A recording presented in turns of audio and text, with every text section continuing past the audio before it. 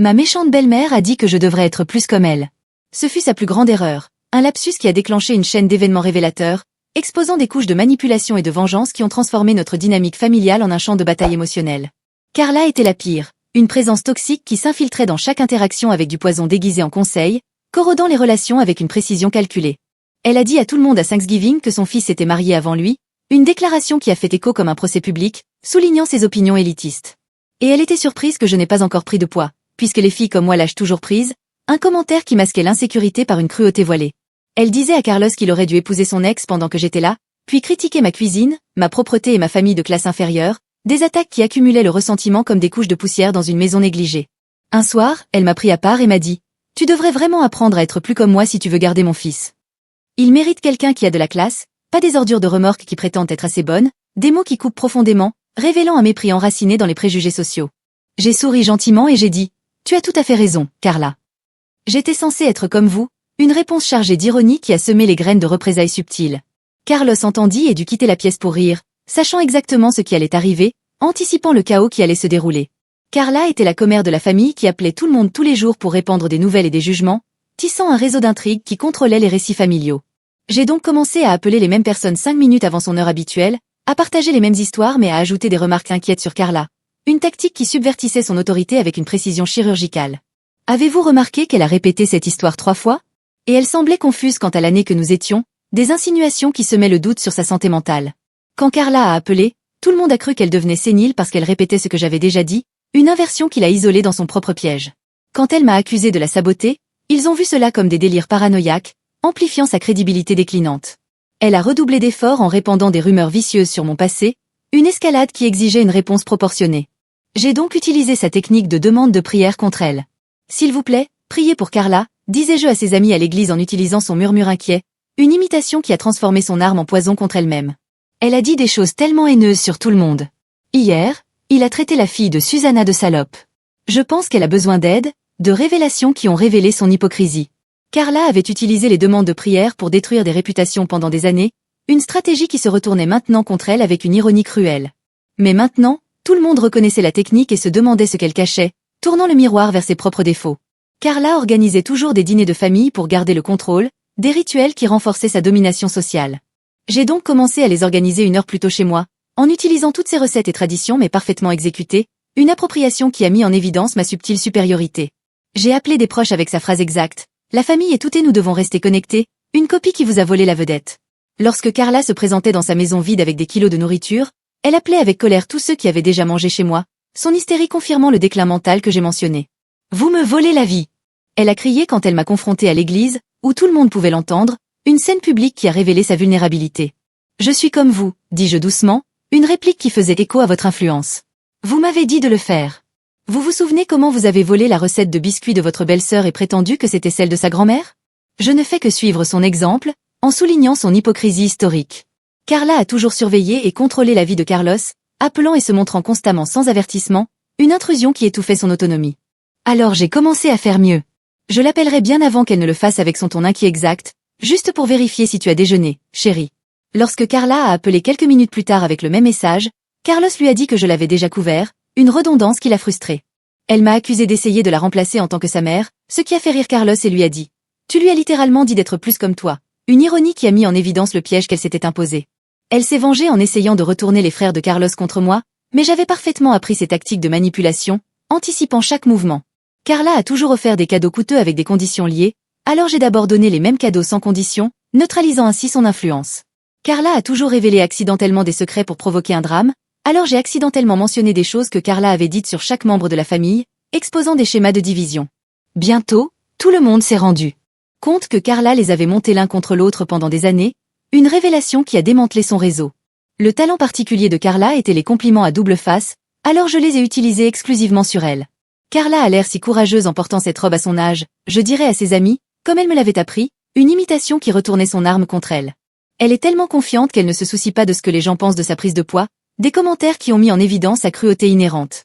Ses amis ont reconnu sa technique et se sont rendus compte à quel point elle avait toujours été désagréable, érodant sa base sociale. Le bulletin d'information de l'église qu'elle éditait depuis 15 ans a commencé à me parvenir parce que je les ai convaincus que Carla voulait prendre sa retraite. En utilisant sa méthode consistant à semer le doute sur la compétence des gens, une subversion qui l'a privée de son héritage. Elle a l'air débordée, je dirais avec le visage inquiet de Carla. Peut-être devrions-nous l'aider en lui enlevant un peu de responsabilité. Bientôt, Carla n'eut plus de responsabilité, isolée de son empire qu'elle s'était construit elle-même. À Noël, j'avais absorbé tous les aspects de la position sociale de Carla en utilisant ses tactiques contre elle, une victoire amère qui faisait écho à sa propre ascension. Elle a crié à Carlos de me faire arrêter, mais il a juste haussé les épaules et a dit « Elle est comme toi maintenant, maman. N'est-ce pas ce que vous vouliez ?» Ce n'est pas ce que je voulais dire. Carla sanglota. Elle est méchante. Non, Carlos l'a corrigée. Elle est vous. Et vous avez raison. C'est très mauvais, une vérité qui a résonné dans la salle, confirmant la monstruosité de ses actes. Carla se tenait là, tremblante de colère alors que toute la famille hochait la tête en signe d'approbation, une unité forgée dans la reconnaissance mutuelle. Elle a tout gâché, elle a chuchoté.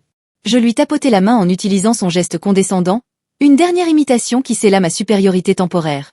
Oh mon Dieu, je ne fais que commencer. Demain, je vais mettre en œuvre votre idée de classer les membres de la famille au dîner en fonction de leur réalisation cette année. Carla pâlit, confrontée à l'écho de sa propre cruauté. Mais quelque chose a changé dans son expression. Elle a souri pour la première fois depuis des mois. Un sourire que j'ai reconnu lorsqu'elle a réussi à détruire quelqu'un, un tournant qui a révélé sa résilience calculée. Vous avez parfaitement appris mes méthodes, dit-elle doucement. Mais il a oublié que je fais ça depuis 40 ans. Mon estomac s'est serré, et elle a sorti son téléphone et m'a montré une icône d'enregistrement, un piège que je n'avais pas prévu. Chaque conversation, chaque aveu de ce que vous avez fait, tout enregistré, une révélation qui a renversé le pouvoir avec une précision dévastatrice. Mon avocat dit qu'il est très facile de prouver qu'il y a eu infliction intentionnelle de détresse émotionnelle lorsque l'accusé admet avoir délibérément détruit la vie de quelqu'un. Elle a touché l'écran du téléphone avec son ongle parfaitement manucuré, et j'ai vu l'application d'enregistrement enregistrer le fichier sur son nuage juste devant moi, un geste qui a scellé mon destin. L'icône de téléchargement a tourné pendant quelques secondes avant d'afficher une coche verte. Elle a nommé le fichier avec la date d'aujourd'hui et mon nom. Le visage de Carlos est devenu complètement blanc à côté de moi, alors que Carla faisait défiler son dossier d'enregistrement. Il y avait au moins 20 dossiers là-bas, tous datés des dernières semaines, tous avec mon nom dessus, une collection qui documentait ma chute. Ma poitrine est devenue si serrée que je pouvais à peine respirer. Elle l'a planifiée depuis le début, une stratégie à long terme que j'ai sous-estimée. Ce soir-là, Carlos et moi nous sommes assis à la table de la cuisine avec un bloc-notes entre nous, essayant de nous souvenir de tout ce que j'avais dit à Carla récemment, reconstruisant une chronologie de mes confessions. Il n'était pas en colère contre moi, mais je pouvais voir à quel point il était inquiet, une tension qui pesait lourdement sur ses yeux. Sa mère avait déjà menacé de poursuites judiciaires, mais elle a toujours reculé. Cette fois-ci, c'était différent, chargé d'un sérieux qui menaçait notre avenir. Nous savions tous les deux que je lui avais donné exactement ce dont elle avait besoin pour aller de l'avant pour de vrai. La liste des choses que j'ai admises s'est allongée, chaque élément étant un point d'ancrage qui m'a tiré vers le bas. Je lui ai dit qu'elle avait appelé des parents avant elle. Je me suis vanté des demandes de prière. J'ai même ri de son arrivée dans une maison vide avec toute cette nourriture. Carlos s'est frotté les tempes pendant que nous ajoutions chaque chose à la liste, le poids de la réalité s'accumulant. Après qu'il se soit endormi, je suis restée éveillée à rechercher des sites web sympas sur l'ordinateur portable. La lumière bleue de l'écran me faisait mal aux yeux, mais je ne pouvais pas m'arrêter de lire, consumée par une anxiété qui rongeait mon sommeil. Infliger intentionnellement une détresse émotionnelle comportait 4 parties principales, selon les sites web juridiques. La personne devait agir très mal exprès. Vérifier que le comportement devait être extrême et scandaleux. Messages texte et courriel entre Carla et moi à partir de la classe supérieure. Sa voix était sérieuse lorsqu'il a expliqué que la suppression de quoi que ce soit maintenant pourrait être considérée comme une destruction de preuves devant un tribunal, une précaution qui a amplifié la paranoïa. J'ai raccroché et j'ai passé les 4 heures suivantes à fouiller dans mon téléphone, à prendre des captures d'écran de chaque conversation que nous avons eue. Sur mon ordinateur portable, il y avait des dizaines de courriels où Carla critiquait ma cuisine et appelait ma famille des ordures. Chaque message me faisait tourner l'estomac alors que je triais dans des dossiers par date, un fichier qui documentait des années d'hostilité. Les messages vocaux étaient pires parce que j'ai entendu la haine dans sa voix quand elle a laissé des messages sur le fait que je n'étais pas assez bien pour Carlos. J'ai tout sauvegardé sur 3 services cloud différents juste pour la sécurité, une mesure qui a mis en évidence la gravité. Cet après-midi-là, j'avais mon rendez-vous hebdomadaire avec Sabina et elle m'a demandé comment elle se sentait en imitant le comportement de Carla. J'ai admis que c'était incroyable d'avoir ce genre de contrôle sur quelqu'un qui m'avait blessé pendant des années, une confession qui a révélé la séduction du pouvoir. Elle a hoché la tête et m'a demandé si je comprenais pourquoi ce sentiment était si dangereux. Nous avons passé la séance à travailler sur des exercices pour trouver d'autres moyens de nous sentir forts qui n'impliquaient pas de blesser les gens, de rediriger les impulsions destructrices. Elle m'a fait écrire des moments où je me sentais puissant sans être mauvais. Mais la liste était plus courte que je ne voulais l'admettre, révélant des tendances profondes. Son devoir était de pratiquer un petit acte de gentillesse authentique chaque jour, sans rien attendre en retour, en cultivant l'empathie au milieu du chaos. Dimanche soir, je me suis assis devant l'ordinateur en train de taper une lettre d'excuse au conseil de l'église au sujet de la confusion que mes actions avaient causée. Roré a relu chaque mot pour s'assurer que je n'admettais rien qui puisse nous blesser légalement. Je l'ai réécrit 6 fois avant qu'il n'approuve une version qui montrait que j'étais désolée sans dire que j'avais fait quelque chose de mal, une délicate danse de mots. Christina a accepté la lettre lundi matin avec un court courriel qu'elle a seulement dit qu'elle partagerait avec le conseil. Mardi après-midi, Dino a programmé une conférence et je l'ai entendu déplacer des papiers pendant qu'il commençait à jouer des enregistrements de moi parlant à Carla. Ma propre voix a rempli la pièce en disant des choses terribles sur la façon dont cela détruirait complètement sa vie. Carlos m'a pris la main pendant que nous m'écoutions rire de faire croire à tout le monde que Carla perdait la tête. Dino a joué clip après clip, chacun édité pour me faire paraître aussi cruel que possible. Il voulait que nous sachions qu'il en avait des heures et qu'il utiliserait chaque seconde si nous allions au tribunal, une intimidation qui a glacé l'air. Après la fin de l'appel, j'ai remarqué quelque chose d'étrange à propos de l'un des enregistrements qu'il a joué. Le clip où je disais que Carla méritait d'être seule a été monté pour enlever la partie où j'étais sarcastique. Roré l'a noté, mais m'a averti que même avec un contexte complet, mes paroles sonnaient toujours très mal. La plupart des juges ne m'en voudraient pas que je plaisante en disant ces choses, une réalité qui a mis en évidence la fragilité de ma position. Mercredi matin, Christina a appelé pour dire que le conseil d'administration de l'église avait reçu des plaintes de 3 familles différentes. Ils ont dit que le réseau de commérage de demandes de prière blessait leurs enfants et ruinait leurs amitiés. Elle ne m'a pas blâmé directement, mais le ton indiquait clairement que mes actions montraient à tout le monde à quel point l'ensemble du système était toxique, une conséquence involontaire qui a amplifié les dégâts. Le poids de savoir que j'avais blessé des innocents en essayant de me venger de Carla a pesé lourdement sur ma poitrine toute la journée, une culpabilité qui s'est accumulée. Jeudi soir, Carlos a enfin parlé de ce que c'était que de grandir avec Carla en tant que mère, partageant des vulnérabilités qui ont approfondi notre connexion. Il a expliqué comment il avait appris à se taire et à la laisser tout contrôler, car les disputes aggravaient les choses. Il m'a dit que me regarder la combattre me faisait du bien au début, comme si quelqu'un l'avait enfin confrontée. Mais maintenant, il voyait que nous ne faisions que rendre tout plus chaotique et douloureux pour toutes les personnes impliquées, une perspective qui humanisait le conflit. Ses yeux étaient tristes lorsqu'il parlait de manquer les dîners de famille même s'ils étaient toujours tendus, une nostalgie teintée de regret. Vendredi matin, j'ai décidé d'arrêter complètement et immédiatement tout comportement de copie. Plus d'appels matinaux à la famille, plus de planification stratégique, plus de suivi de l'emploi du temps de Carla, une abstinence qui créait de la place pour la guérison. L'arrêt soudain a laissé dans ma routine un étrange silence qui semblait faux, un vide qui forçait à la réflexion. Je n'arrêtais pas de décrocher le téléphone à 9h30 pour passer des appels avant de me rappeler que je ne le faisais plus. Sans toute cette planification et ce schéma, j'avais 3 heures supplémentaires dans la journée que je ne savais pas comment remplir. Un temps qui invitait à l'introspection. Samedi soir, Carla a posté sur les réseaux sociaux que les personnes âgées méritent le respect et ne devraient pas être maltraitées par les jeunes générations. Elle n'a pas utilisé mon nom, mais tout le monde savait ce qu'elle voulait dire, une raillerie à peine voilée qui testait les limites. Les membres de l'église ont commencé à m'envoyer des textos pour me demander ce qui se passait entre nous. Certains ont pris son parti en disant que je devais respecter mes aînés, tandis que d'autres ont dit que Carla avait été méchante avec les gens pendant des années. Toute la communauté a choisi son camp et la tension m'a fait sauter complètement l'église le dimanche, évitant ainsi tout examen. Lundi matin, Roré a déposé des documents pour une ordonnance de non-contact qui stipulait que toutes les communications devaient passer par des avocats, créant ainsi des barrières juridiques. Carla l'a testé immédiatement en envoyant au voisin un plateau de casserole et un message sur le fait qu'elle en avait besoin.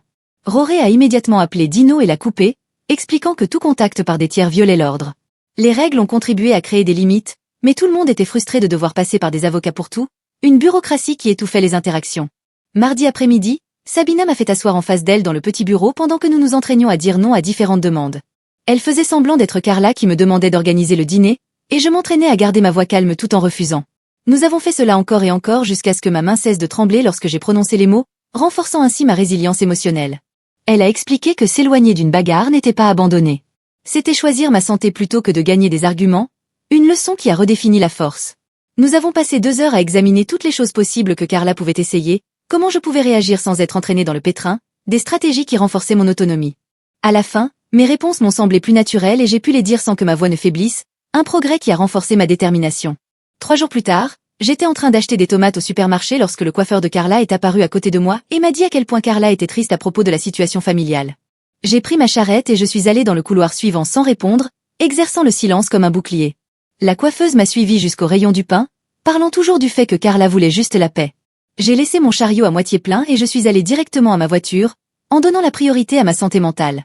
Roré a envoyé une autre lettre d'avertissement à l'avocat de Carla cet après-midi-là au sujet du contact indirect, renforçant ainsi les limites. Le coiffeur a essayé 2 autres fois cette semaine-là à la pharmacie et à la station-service. À chaque fois, je suis partie sans m'engager, une discipline qui a mis ma patience à l'épreuve. Christina a appelé lundi matin pour dire que le conseil de l'église voulait tenir une séance d'écoute sur toute la tension dans la congrégation. Il voulait que Carla et moi soyons là pour partager notre version de ce qui s'est passé. Ma poitrine s'est serrée rien qu'à l'idée de me tenir devant tout le monde pendant que Carla jouait la victime, une performance que j'attendais. Christina a dit qu'elle aiderait à clarifier l'air, mais je savais que Carla l'utiliserait comme une scène pour sa performance, manipulant les sympathies. Le conseil d'administration l'a programmée pour 2 semaines, que je sois d'accord ou non, une obligation qui a augmenté la pression. J'ai passé toutes les nuits de la semaine avec Sabina à travailler sur une déclaration qui disait mon point de vue sans attaquer directement Carla. Nous avons parcouru brouillon après brouillon, en supprimant tout ce qui semblait méchant ou défensif, en l'affinant pour plus de clarté et de neutralité. Sabina m'a fait m'entraîner à lire à haute voix pendant qu'elle m'interrompait avec des questions hostiles. Nous nous sommes efforcés de garder mon visage neutre et ma voix stable, peu importe ce que Carla pourrait dire, en nous préparant à la confrontation. Roré a révisé la version finale pour s'assurer que rien ne puisse nuire à notre position juridique. Il a rayé 3 phrases qui admettaient trop de culpabilité et a ajouté un langage sur la recherche d'une solution, l'équilibre entre la vulnérabilité et la protection. Request for Read est maintenant sur Spotify. Consultez le lien dans la description ou les commentaires. Le matin de la séance d'écoute, mes mains tremblaient tellement que Carlos a dû boutonner ma chemise pour moi, un geste de soutien qui a ancré mon anxiété. La salle de communion de l'église comptait environ 60 personnes assises dans des rangées de chaises pliantes, un public qui a amplifié la vulnérabilité. Carla était assise au premier rang, les mouchoirs déjà à la main, même si rien n'avait encore commencé, une mise en scène matinale. Je me suis assis de l'autre côté en essayant de respirer normalement, en me concentrant sur le maintien de mon sang-froid. Christina a commencé par une prière pour la guérison et la compréhension, puis a invité Carla à parler en premier, donnant le ton. Carla s'est levée lentement comme si elle avait mal et a sorti son téléphone. Elle a appuyé sur play et ma propre voix a rempli la pièce pour admettre que j'avais délibérément détruit sa vie. L'enregistrement a duré 3 minutes pendant lesquelles j'ai décrit tout ce que j'ai fait pour prendre sa position sociale, une exposition brute qui a résonné dans le silence. Les gens se déplaçaient mal à l'aise sur les chaises et plusieurs me regardaient avec dégoût, des jugements qui brûlaient. À la fin, Carla s'est assise sans dire un mot de plus, une tactique qui a maximisé l'impact. Christina m'a demandé si je voulais répondre et je me suis levée sur mes jambes tremblantes, faisant face à l'examen. J'ai dit oui, j'ai dit ces mots, et oui j'ai fait ces choses. Je travaillais avec un thérapeute pour comprendre pourquoi et j'essayais d'arranger les choses. Je n'ai pas trouvé d'excuse ni blâmé Carla d'avoir commencé, un aveu honnête qui a désarmé les défenses. Plusieurs personnes semblaient confuses, comme si elles s'attendaient à ce que je me défende. Carlos se leva avant que Christina ne passe à la partie suivante. Il a dit que sa mère et moi nous faisions du mal et que nous faisions du mal à toute la famille depuis des mois. Une déclaration qui a humanisé le conflit. Il a raconté que ses frères ne pouvaient même plus avoir de conversation normale sans choisir leur camp. Il m'a dit que sa mère contrôlait et manipulait les gens depuis 40 ans et que j'avais trop bien appris ses méthodes. La moitié de la salle hocha la tête tandis que l'autre moitié lui tirait dessus pour avoir trompé sa mère, une division palpable. Une femme a dit qu'il devrait soutenir sa mère quoi qu'il arrive. Un autre homme a dit que Carla et moi devions prendre nos responsabilités. La pièce fut divisée en discussions alors que Christina essayait de rétablir l'ordre, le chaos reflétant des blessures non cicatrisées. Après 20 minutes de chaos, le président du conseil s'est levé et a annoncé qu'ils avaient décidé du bulletin. Il serait désormais géré par un comité tournant de 3 personnes avec des limites de mandat et une surveillance. Ni Carla ni moi n'aurions un rôle à jouer dans cette affaire à partir de maintenant, une résolution qui imposait l'équité.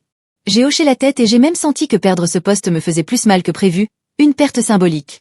Carla a commencé à pleurer à haute voix sur le fait d'être punie pour avoir été une victime, une performance qui cherchait la sympathie.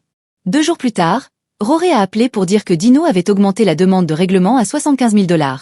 Il a dit que mon admission publique à la session de l'église avait donné plus de munitions aux allégations de détresse émotionnelle. La date limite pour déposer une demande en cours était maintenant de 3 semaines et Dino était convaincu qu'il gagnerait gros.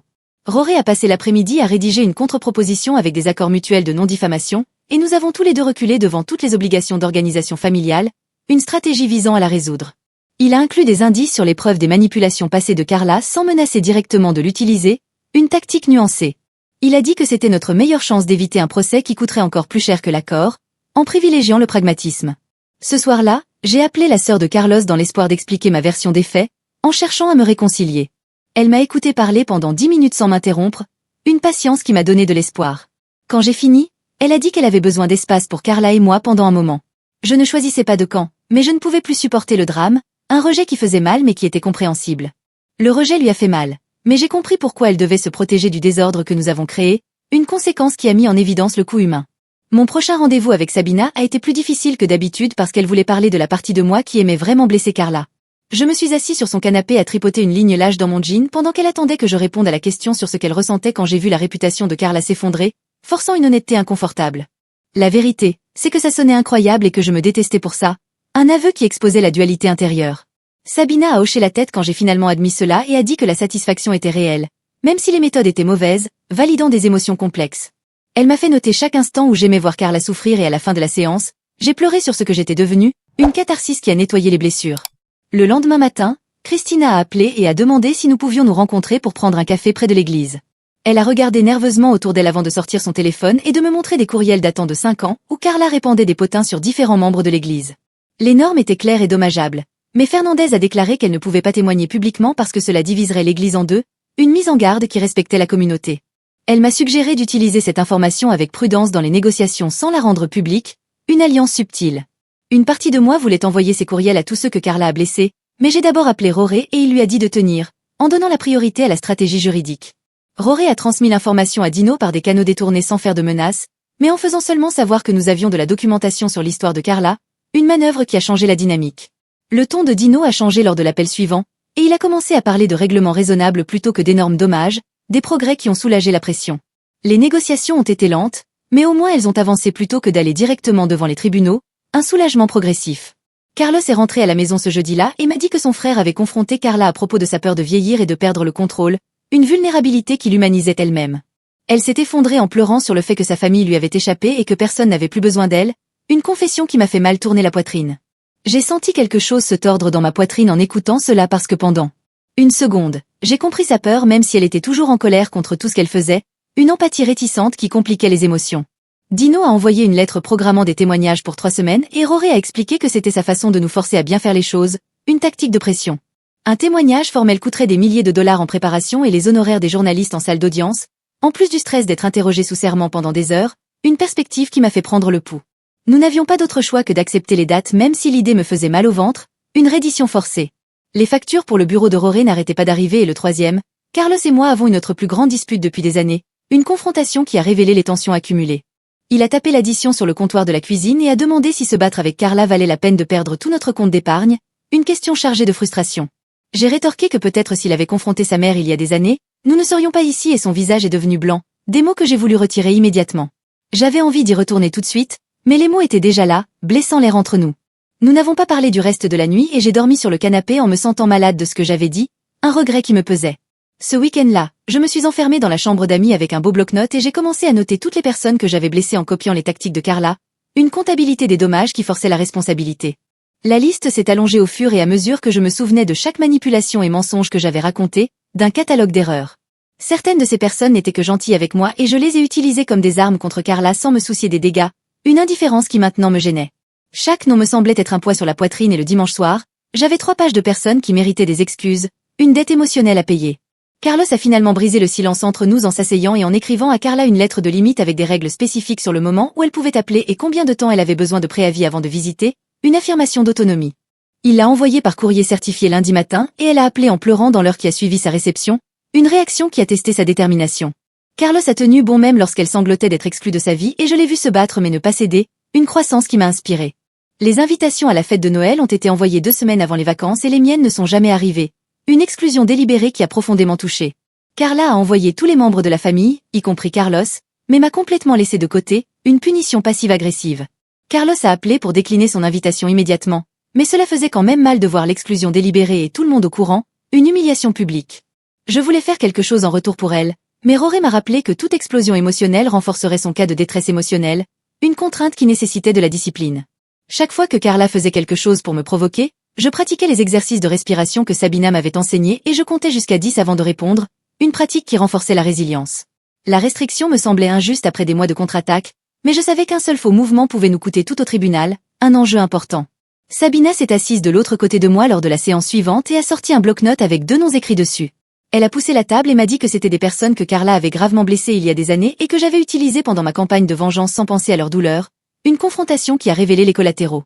Ces noms m'ont fait mal au ventre parce que je savais exactement ce que je leur avais fait, des actions qui me hantaient maintenant. J'ai appelé Martha et je lui ai dit que Carla répandait à nouveau des rumeurs sur son divorce, sachant que cela l'enverrait dans une spirale d'anxiété, de cruauté inutile. J'ai mentionné à Roberto que Carla le blâmait toujours pour l'échec de la collecte de fonds de l'église il y a 5 ans, même si je savais que Carla était passée à autre chose, rouvrant des blessures. Sabina a dit que le fait d'apporter des modifications pour eux m'aiderait à séparer mes actions des normes de Carla, un pas vers la rédemption. J'ai passé 3 jours à écrire et à réécrire ce que j'allais leur dire avant d'appeler Martha pour lui demander si nous pouvions nous rencontrer pour prendre un café, un acte de courage vulnérable. Elle a accepté, mais sa voix semblait méfiante, et je savais que j'avais entendu parler du gâchis juridique. Nous nous sommes rencontrés dans un petit café du centre-ville où je me suis excusée d'avoir utilisé sa douleur comme une arme contre Carla. Je n'ai pas mentionné le nom de Carla ni essayé d'expliquer pourquoi je l'ai fait, j'ai juste reconnu que je l'avais blessée et j'ai ressenti beaucoup, une simplicité qui se concentrait sur la responsabilité. Martha m'a écouté tranquillement puis m'a dit qu'elle appréciait que j'y aille, mais qu'elle avait besoin de temps pour tout digérer, une réponse qu'elle respectait.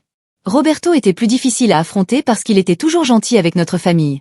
Je l'ai rencontré dans son bureau après les heures de travail et je me suis excusée d'avoir fait remonter de vieilles blessures qu'il avait travaillé dur à guérir, en faisant face à l'impact direct. Il avait froid pendant toute la conversation, les bras croisés, me regardant à peine, une froideur qui me faisait mal. Quand j'ai fini, il m'a dit qu'il comprenait que je vivais quelque chose, mais cela n'excuse pas l'utilisation des gens comme pièce d'échec, une critique juste. Aucun d'eux ne m'a pardonné complètement, mais tous deux ont dit qu'ils étaient heureux que je reconnaisse ce que j'avais fait, un petit pas vers la réparation. Entre-temps, Christina a travaillé avec le conseil de l'église sur de nouvelles politiques après tout ce qui s'est passé, des réformes visant à la prévention. Elle m'a appelé pour me faire savoir qu'il mettait en place un système formel de communication qui limiterait la diffusion de l'information dans la congrégation. Tout le monde devrait soumettre des annonces écrites et les chaînes de potins seraient officiellement découragées, des changements qui résoudraient le chaos. La politique ne visait personne en particulier, mais nous savions tous pourquoi c'était le cas, une réponse institutionnelle. 3 familles se sont plaintes d'être prises dans le drame des demandes de prière, et le conseil voulait prévenir de futurs problèmes en protégeant la communauté. Les nouvelles règles rendraient plus difficile pour quiconque d'utiliser à nouveau le réseau de communication de l'Église, une réforme qui favorisait la transparence. 2 semaines plus tard, le jour de la médiation est enfin arrivé, et mes mains tremblaient lorsque Carlos et moi sommes entrés dans la salle de conférence, un point culminant de tension accumulée. Dino a installé l'ordinateur portable avec des haut-parleurs et a commencé à lire les enregistrements immédiatement, un barrage auditif. Ma propre voix a rempli la pièce admettant avoir détruit la vie de Carla, disant que j'avais volé sa position, reconnaissant que j'avais monté les gens contre elle, des aveux qui faisaient écho à des aveux incriminants. Chaque clip a été parfaitement monté pour me donner l'air calculateur et cruel, une performance qui a maximisé les dégâts. Roré a glissé ma main sous la table alors que ma voix dans l'enregistrement riait de Carla, apparaissant dans sa maison vide. Dino a joué 15 clips différents, tous pires les uns que les autres, construisant un dossier impitoyable. Carla s'assit de l'autre côté, les mains croisées, n'essayant même pas de cacher sa satisfaction, une victoire qu'elle savourait. Dino m'a dépeint comme quelqu'un qui a systématiquement détruit la santé mentale d'une femme âgée pour le sport, un récit déformé. Roré attendit que Dino finisse la présentation, puis ouvrit calmement sa propre mallette, contre-attaquant avec des preuves.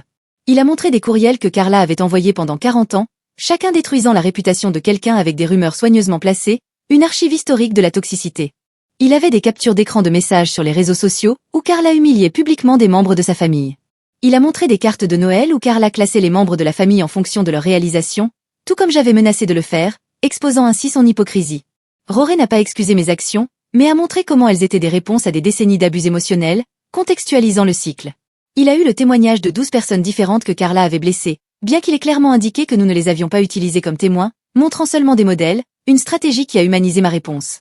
Le médiateur a pris des notes pour les 2 présentations, demandant parfois des éclaircissements, naviguant dans la complexité. Au cours d'une pause, le médiateur a demandé à parler à chaque partie en privé, une division qui a permis de faire preuve de franchise. Lors de notre séance, elle a révélé quelque chose qui a tout changé, une vue de l'intérieur. Carla ne voulait pas vraiment d'argent, même si Dino insistait pour obtenir des dommages, une motivation cachée. Ce que Carla voulait vraiment, c'était un retrait social et l'assurance que la famille ne l'oublierait pas en vieillissant, des peurs profondes qui motivaient ses actions. Le médiateur a déclaré que Carla s'est effondrée en pleurant pendant leur séance, terrifiée à l'idée d'être remplacée et laissée seule, une vulnérabilité qui a recontextualisé le conflit. Cela a changé la façon dont Roré a abordé le reste de la médiation, en déplaçant l'accent des finances vers les besoins émotionnels. Au lieu de se battre pour l'argent, il a proposé une solution différente, une approche innovante. Carla et moi signons des accords mutuels de non-diffamation pour éviter de parler négativement l'une de l'autre. Je me retirerai de toutes les obligations d'organisation familiale pendant une année complète, redonnant à Carla cet espace, une concession qui rétablirait l'équilibre. Au lieu de payer des dommages et intérêts à Carla, nous ferions un don commun au fonds de construction de l'église en nos 2 noms, un geste symbolique de réconciliation. Personne n'admettrait qu'il y a faute, mais tout le monde accepterait la responsabilité de la partie au conflit, une résolution équilibrée. La négociation a duré des heures, Dino poussant pour plus de restrictions et Roré protégeant mes droits fondamentaux, une danse de concessions. Finalement, autour du dîner, nous sommes parvenus à un accord avec lequel tout le monde pouvait vivre, un compromis durement gagné. Une partie de l'accord exigeait que j'écrive des lettres d'excuses officielles à 5 personnes en particulier, la médiation étant identifiée comme étant la plus touchée par notre conflit. Roré m'a aidé à rédiger chacun d'entre eux, en s'assurant que je reconnaissais les dommages sans admettre ma responsabilité légale qui pourrait m'ouvrir à d'autres actions, une précision verbale. Chaque lettre prenait des heures à écrire parce que chaque mot avait de l'importance juridique, un équilibre délicat. J'ai dû être sincèrement désolée tout en me protégeant d'éventuelles poursuites judiciaires, une dualité difficile. Les envoyer a semblé libérer le poison de mon corps, même si le langage soigneusement formulé n'a pas pleinement capturé mon regret réel, un acte néanmoins cathartique. Dimanche prochain, l'Église a annoncé le nouveau système de bénévolat avec des postes tournants et des limites de mandat. Ni Carla ni moi n'aurions plus de rôle permanent, ce qui semblait juste même si cela faisait mal de perdre quelque chose sur lequel je travaillais, une égalité imposée. L'annonce a pris soin de ne pas mentionner notre situation, mais tout le monde a compris pourquoi les changements se produisaient, une réforme subtile. Carlos m'a surpris ce soir-là en me montrant un calendrier Google partagé qu'il avait créé pour les événements familiaux de chacun. Il l'a déjà envoyé à ses frères et sœurs avec des créneaux horaires précis pour que Carla et moi puissions chacun organiser ou assister à des réunions. Thanksgiving arrivait dans 2 semaines et il l'a donné entièrement à Carla. Je n'y assisterai pas du tout cette année, ce qui m'a fait mal, mais cela semblait être le bon choix de se laisser refroidir, une pause nécessaire. Ses frères et sœurs ont déjà accepté le système de calendrier, et même Carla a accepté selon la chaîne de mails que Carlos m'a montrée. La structure permettrait d'éviter de futurs conflits sur qui a organisé quoi et quand, une organisation qui a apporté de la clarté. C'était mécanique et froid par rapport à la façon dont les familles travaillent habituellement, mais après tout ce qui s'est passé, nous avions besoin de ces limites strictes, d'un réseau qui protégeait. Roré a déposé tous les documents de l'accord auprès du tribunal cette semaine-là, clôturant officiellement l'affaire juridique. L'impact financier de ces tarifs a nui à nos économies, mais pas autant qu'un procès complet l'aurait fait, une victoire à la Pirue. Plus important encore, l'anxiété constante face aux actions potentielles est enfin terminée, ce qui permet de respirer. Je pouvais dormir sans me soucier de l'arrivée des huissiers de justice à notre porte, une liberté retrouvée. Carla et moi devions toujours exister dans la même communauté et la même famille, mais maintenant nous avions des structures juridiques qui nous empêchaient de nous détruire davantage, un équilibre précaire. Le calendrier commun, les accords de non-diffamation et les politiques de l'Église ont créé un cadre de coexistence, même si nous n'avons jamais eu de véritables relations, de paix armée. 5 mois ont passé et la sœur de Carlos n'a toujours pas répondu à mes appels tandis que son frère a cessé de nous inviter à quoi que ce soit, un isolement qui a persisté. Les cousins qui m'envoyaient des textos tous les jours ont complètement disparu de ma vie, une perte qui a fait écho. Je les ai vus au supermarché et ils ont tourné leur chariot pour m'éviter, un évitement qui m'a fait mal. Carlos a essayé de leur parler, mais ils ont dit qu'ils avaient besoin d'espace par rapport à tout le drame que nous avons créé, une conséquence juste. La discussion de groupe de la famille était silencieuse, à l'exception de la logistique de base pour savoir qui venait chercher grand-mère au rendez-vous, une réduction à l'essentiel. J'ai commencé à voir les vrais dégâts que nous avons causés lorsque le neveu de Carlos a posté des photos de remise des diplômes avec tout le monde sauf nous, une suppression qui mettait en évidence les ruptures. Le club de lecture auquel j'ai adhéré se réunissait tous les mardis à la bibliothèque et n'avait rien à voir avec l'église ou la famille. Nous avons lu des romans policiers et parlé de rebondissements plutôt que de drames réels, un exutoire thérapeutique. Personne là-bas ne savait pour Carla ou ce que je faisais, une bulle de normalité. Sabina n'a cessé de me pousser à travers la thérapie pour comprendre pourquoi j'avais besoin que les gens me voient comme puissante, explorant des racines profondes. Nous avons passé des séances à creuser dans mon enfance et je me suis toujours sentie invisible jusqu'à ce que je commence à combattre Carla, à déterrer des motifs. Les progrès semblaient lents, et parfois je quittais son bureau plus confus qu'à mon arrivée, mais progressivement. Le neveu de Carlos a obtenu son diplôme d'études secondaires en juin, et nous avons failli ne pas y aller. Carla était assise 3 rangées devant nous, vêtue d'une robe rouge vive qui criait pour attirer l'attention, une déclaration visuelle. Alors que nous traversions sa rangée pour trouver nos sièges, elle a regardé ma simple robe d'été et a dit assez fort pour que tout le monde entende que certaines personnes ne savent tout simplement pas comment s'habiller pour les occasions importantes, une provocation qui a testé les limites. Carlos s'est levé immédiatement et lui a dit que nous partirions si elle disait un mot de plus. Toute la section était silencieuse à nous regarder. La bouche de Carla s'ouvrit puis se referma et elle se retourna. Nous sommes restés, mais l'air semblait épais pendant toute la cérémonie. Personne ne s'est assis à côté de nous et j'ai passé 2 heures à regarder l'arrière de la tête de Carla, une proximité tendue. Roré a appelé la semaine suivante pour dire que les derniers documents de l'accord étaient prêts à être mis en veilleuse, une fermeture imminente. Les comptes juridiques ont mangé la plupart de nos économies, mais au moins le cauchemar prendrait officiellement fin, un soulagement financier et émotionnel. Il a tout déposé auprès du tribunal un jeudi matin alors que j'étais assise dans la voiture devant son bureau, pleurant de soulagement, les larmes effaçant des mois de stress. Le juge a signé en 3 jours et ainsi, les menaces juridiques ont cessé, une résolution qui a libéré. Carla et moi avons dû nous rencontrer dans un café la semaine suivante avec Roré et Dino présents comme témoins, un rituel formel. Nous avions tous les deux des scénarios que Roré avait écrits qui reconnaissaient les dommages sans admettre leur faute, une chorégraphie soignée. Carla lut d'abord le sien d'une voix plate disant qu'elle était désolée pour tout malentendu qui causait de l'angoisse. J'ai lu le mien par la suite en disant que je m'excusais pour toute action qui avait créé des tensions familiales. Ni l'un ni l'autre ne se regardèrent, une froideur qui scella l'écart. Le tout a pris 12 minutes et semblait lire une liste de courses, impersonnelle. Nous signons des papiers confirmant que nous avons effectué l'échange requis et partons par des portes séparées, une fin symbolique. Sabina m'a aidé à comprendre lors de la séance suivante pourquoi contrôler Carla me faisait tant de bien, en explorant les motivations profondes. J'ai grandi avec des parents qui ne m'écoutaient jamais et une sœur qui recevait toute l'attention. Avoir du pouvoir sur quelqu'un qui m'a blessé semblait enfin être vu, une validation qui a comblé les vides. Elle m'a fait écrire pour moi-même des règles sur les commérages et la manipulation, un cadre éthique. Sans répandre d'histoires sur qui que ce soit. Sans utiliser les demandes de prière comme des armes. Pas de planification d'événements pour supprimer des personnes. La liste s'est allongée à 2 pages et je l'ai gardée dans mon sac comme un rappel, un guide pour l'intégrité. 7 mois après que tout a commencé, je suis tombée sur Margarida à l'église au marché fermier. En fait, elle a souri quand elle m'a vue au lieu de détourner le regard, un petit geste de réconciliation. Nous avons parlé pendant 5 minutes des tomates et elle a mentionné que le nouveau bulletin de l'église avait l'air bien. Ce n'était pas grand-chose, mais c'était la première conversation normale que j'avais eue avec quelqu'un dans l'église depuis des mois, un signe de guérison. D'autres personnes gardaient toujours leur distance, mais certaines ont commencé à hocher la tête quand elles m'ont vue au lieu d'ignorer complètement les progrès progressifs. La vie semblait différente sans les appels matinaux et les séances de planification. Je ne me suis pas réveillée en pensant à ce que Carla faisait ou à la façon de garder une longueur d'avance, une liberté mentale. Carlos et moi dînions ensemble sans discuter de drame familial, nous reconnectant dans la simplicité. Nous regardions des films le vendredi soir au lieu d'élaborer des stratégies pour le prochain événement familial, en redécouvrant la joie. La maison était paisible comme elle ne l'avait pas été il y a plus d'1 an, un sanctuaire restauré. Carla et moi nous sommes retrouvés dans le même repas partage à l'église 2 semaines plus tard et avons pu nous tenir de part et d'autre de la pièce, une coexistence tendue mais pacifique. Elle a apporté sa salade de pommes de terre et j'ai apporté des biscuits et nous n'avons pas parlé ni établi de contact visuel, une neutralité forcée. Les frères de Carlos l'ont remarqué et semblaient soulagés que nous puissions exister dans le même espace sans nous battre. Sa sœur m'a même dit bonjour pour la première fois depuis des mois, un dégel progressif. Le calendrier partagé que Carlos a créé a en fait fonctionné mieux que prévu, un outil qui a mis de l'ordre. Carla a eu Thanksgiving et j'ai eu la veille de Noël. Elle a organisé la fête des mères et j'ai fait la fête des pères. Tout le monde savait à quoi s'attendre et a cessé de s'inquiéter des conflits surprises, une prévisibilité qui a guéri. Le frère de Carlos a recommencé à amener les enfants à certains de nos événements. Ils nous ont toujours surveillés attentivement, mais au moins ils se sont présentés, reconstruisant des liens. Carla et moi ne prendrions jamais de café ensemble, ne partagerions jamais de recettes ou ne ririons jamais de quoi que ce soit, une réconciliation impossible. Mais nous avons appris à naviguer dans des événements familiers sans nous détruire l'un l'autre, ce qui, étant donné que nous avons tous les deux essayé de ruiner complètement la vie de l'autre, semblait être la seule victoire que l'un ou l'autre pouvait revendiquer, une paix fragile forgée dans le feu. C'est ainsi que cela s'est déroulé pour moi, un voyage d'erreur, de représailles et de rédemption partielle. Mais la meilleure partie est toujours d'écouter vos pensées. Parce que vous voyez les choses différemment. Laissez un commentaire ci-dessous. Je vais les vérifier. Poursuivons la conversation.